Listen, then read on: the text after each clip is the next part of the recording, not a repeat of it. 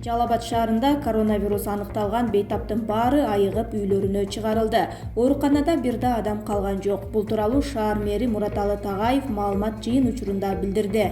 Анын айтымында шаарда обсервацияда бир эле киши калган. Обсервациядагы кишинин анализдери жакшы чыкса экен деп тилеп жатабыз. Бул илдет алгач шаарга жакын Сузак районунан катталган. Жалпы жонунан биз дарыгерлер болуп 854 адам менен иштешип чыктык, деди Тагаев. Шаар мэри бүгүндөн тарта Жалал Абадда 44 мекеме ишмердүүлүгүн баштаарын кошумчалады.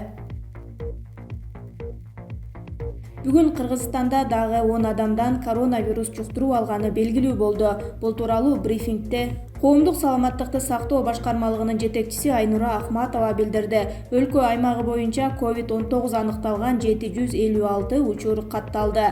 10 адамдын 5-өө Бишкек шаарында болсо, 3-өө Ош областында. Андан сырткары Нарын менен Баткенден бирден киши бар. Жаңы учурлардын 3-өө медицина кызматкерлерине туура келет. Ушуну менен коронавирус жуктурган медиктердин саны 198 болду, деди Ахматова. Ал эми кечинде айыгып чыккан 42 бейтапты эске алган жалпы өлкө боюнча 504 киши сакайып үйүнө чыгарылды. Студенттер дагы биздей жерде жашабайт. Оштогу ооруканада иштеген дарыгер 3,5 миң сом айлык алып, азыркы убакта жатакана акысын төлөй албай жатканын айтат. Ош областар аралык клиникалык ооруканасынын дарыгери Супер КЖ порталына кайрылды. Дарыгерлер аты жөнүн жашырууну өтүнүп, бизге учурдагы маселени айтып берди. Дарыгер аталган ооруканада 0,5 ставка менен 1 жылдан бери иштейт. Өзү хирург, алган маянасы 3,5 миң сом. Ал айлык акысынын аздыгынан улам ооруканага тийиштүү жатаканада жашайт. 10 күн мурун биздин бөлүм жабылды. Себеби жандандыруу бөлүмүндө иштеген дарыгерден коронавирус аныкталып, биз 10 майга чейин иштебей турган болдук. Биздин кайрылуубуздун негизги себеби Ош областар аралык клиникалык ооруканасынын жатаканасы бар. Ал жерде башка жакта жашаганга шарты жок, 30га жакын дарыгер жашайбыз. Ал жерде эч кандай шарт жок. Бирок Кудайга шүгүр кылып жашап келе жатабыз. Себеби алган айлыгыбыз 3,5 миң сом болсо кайда барабыз? Жатаканага бир бөлмө үчүн 3,5 миң сом төлөйбүз. Бул деген айлыкты алып кайра эле батир акысына беребиз дегендек. Март-апрель айында иш жок болду. Ал эми биздин оорукананын жетекчилиги батир акыны төлөгүлө деп жатат. Биз азыр өзүбүз кыйналып жашап жатканда ошол акыны оорукана албай турса же кичине жеңилдик кылса болот беле. Негизи жатакананы жаш дарыгерлер үчүн деле бекер кылса болмок. Буга чейин 800 сом төлөп келгенбиз. Ушул жыл эле акчасын көтөрүп салышты. Азыр дарыгердин баары эле ушул маселени чечип, кичине жеңилдик каралса деген эле ойдо жүрүшөт. Бирок алар элге кайрылууну, коомчулукка чыгууну каалашкан жок. Мындай карасаң, ушул адамгерчиликке деле жатпаса керек. Ушундай оор күндөрү бизде болсо да жетекчилик акчадан кыйналып жатасыңар деп жеңилдик кылып, 3-4 айдын акысын албай деле койсо болмок. Чындап карасаң, азыр студенттер дагы мындай жерде жашабайт. А биз дарыгерлер бул убактылуу учур, келечекте айлык көтөрүлөт деп үмүт менен жашап келебиз. Биз дарыгерлер биздин оорукананын жетекчилиги ушул маселени чечип берүүсүн жеңилдик кылып, балким абалыбызды көрүп, батир акыны албай турса деп кайрылабыз, деди ал. Калың эл кара тумоодон эмес, акындарынан ажыраганына кайгырып турат, деди Ырыскелди Момбеков. Бүгүн 1 майда акын журналист Зайырбек Ажыматовду акыркы сапарга узатуу зыйнаты өтүп жатат. Коштошууга акындын туугандары жана маданият өкүлдөрү болуп 100дөн ашуун киши келди. Акынды эскерген депутаттардын бири Ырыскелди Момбеков калың эл кара тумоодон эмес, эки акынынан ажыраганына кайгырып турат, дейт. Урматтуу карайлап турган калың журтум, армандап турган аксалык туугандар. Залкар элең Зайырбек, зарлаттың неге кайыр деп демекчи, бүгүн кыргыз эли зарлап турат. Каңырыгы түтөп, какшап турат. Эгемендүү кыргыз мамлекетинин тарыхында ээрчишип келген, катарлаш келген мындай кайгы болбосо керек эле. 2 аптага жетпеген убакыт ичинде адабияттын, маданияттын эки тоосу бөксөрдү. Зайырбек акка моюн сунса, аны алып кеткен ажалга биз бүгүн Тажиясында моюн сунуп турабыз. Жашоо түбөлүк болбойт экен, түбөлүк деген күбөлүк дагы болбойт экен. Зайырбек Ажыматов тууралуу алдыда дагы далай сөздөр айтылып, ырлар жазылат. Өнөрлүү адамдар өлбөйт. Муну белгилүү акын Токтогул Сатылганов: өлтүрсөңөр өлөрүм бар, өлбөй турган өнөрүм бар, астырсаңар денем калат, артымда калган ырларым оттой жанат деген. Мен ойлойм, Зайырбекти жерге берсек дагы анын таланты, ырлары каалары элдин жүрөгүндө кала берет. Экинин бири Элмирбек Иманалиевди эстесе, экинин бири Зайырбек Ажыматовду эстеп турат, деди ал. Зайырбек Ажыматов 29 апрелде 43 жашында каза болгон. 1 майга карата өлкө боюнча дагы 42 бейтап коронавирустан айыгып ооруканадан чыгарылды. Алардын ичинен 8 жаран Бишкектеги Республикалык клиникалык инфекциялык ооруканасынан чыгарылды.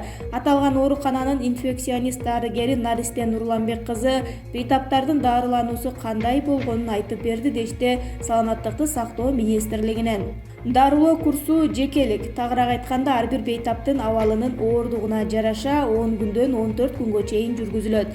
Жеңил түрү менен ооругандар суюктукту көбүрөөк ичип, санитардык гигиеналык эрежелерди сактап, күнү түнү дарыгерлердин көзөмөлүндө болушат. Ал эми орточо оор абалдагы бейтаптарга пневмония диагнозу коюлуп, ошого жараша дарылоо жүргүзүлөт. Ооруканадан чыгарылгандан кийин үй карантинге алынып, 14 күн ичинде жашаган жериндеги аймактык дарыгерлердин көзөмөлүндө болушат, деди ал. Республика боюнча 1 майга карата коронавирустан айыккандардын саны 504кө өстү. Ороз айында соопчулук иштерди кылыңыздар. Ош шаарынын мэри үй ээлерин батир акысын албай турууга чакырды. Бүгүн 1 майда Ош шаарынын мэри Таалайбек Сарыбашев шаардагы абал тууралуу онлайн маалымат жыйын берди. Жыйын учурунда шаар мэрине 3 баласы менен Батырде турган жаран үй ээси батир акысын төлөбөсө үйдү бошотуп койгула деп жатканын, балдары менен барганга жери жок экенин айтып жардам сурады. Өткөндө дагы мындай суроолор көп болгон. Биз атайын кайрылганбыз. Азыр улуу Ороз айында турабыз. Көптөгөн биздин жакшы жарандарыбыз соопчулук иштерди кылып, элге жардам берип келе жатат. Улуу күндө үй ээси ушундай иш кылып жаткан болсо, абдан туура эмес иш кылып жатыптыр. Мен мүмкүнчүлүктөн пайдаланып айта кетсем, жалпы Ош шаарындагы батыр ээлери, Батырде жашап жаткан жарандарыбызга жакшы мамиле жасап, колдон келсе соопчулук кылсаңыздар. Эгер сизге ошончолук акча керек болсо, ушул 3 баласы бар жаран үчүн биз сизге жардам берели, деди Сарыбашев. Россиядагы рекорд: бир суткада 7933 адамдан коронавирус аныкталды. Россияда акыркы сутка ичинде коронавирус инфекциясы 7933 адамдан аныкталып, 96 бейтап каза болду. Бул тууралуу бүгүн 1 майда коронавируска каршы күрөшүүчү ыкчам штабтан маалымдашты. Жаңы учурлар 85 аймакта катталды.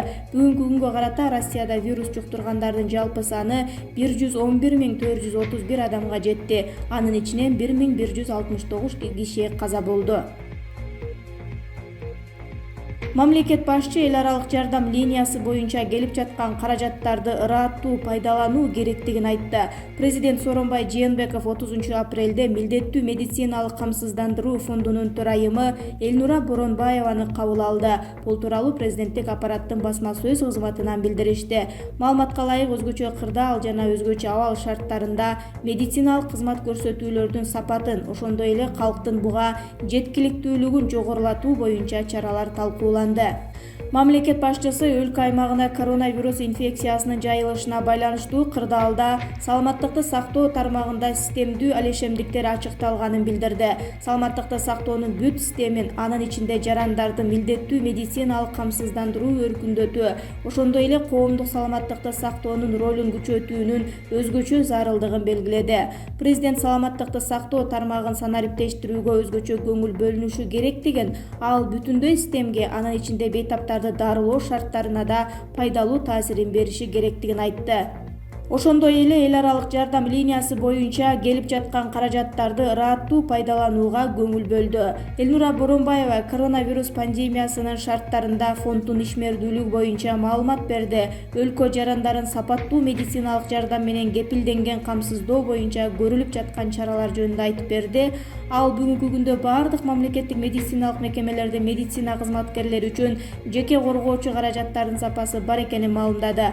Бюджеттик акча каражатына коргоочу каражаттарды сатып алуу улантылып жатат. Медициналык мекемелер алардын запастары менен күн сайын толукталууда. Жалпысынан акыркы 3,5 айдын ичинде бул максатка 187 миллион сом багытталган. Ошондой эле Элнура Боронбаева тиешелүү мамлекеттик органдар менен бирге дары-дармектердин баасын жөнгө салуу боюнча иштер жүргүзүлүп жатканын билдирди. Орусиянын премьер-министри Михаил Мишустинге коронавирус жукканы белгилүү болду.